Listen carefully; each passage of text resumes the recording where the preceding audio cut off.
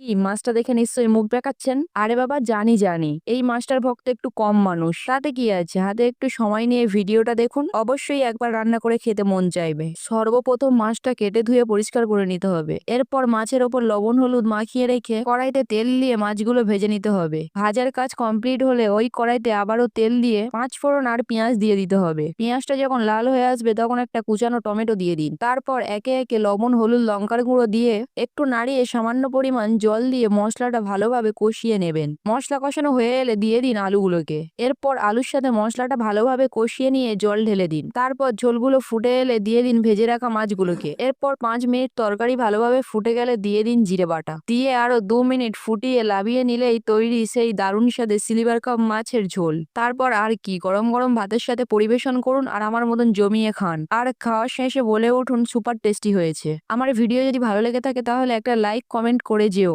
আর হ্যাঁ, চ্যানেলটা সাবস্ক্রাইব করে যেতে ভুলো না।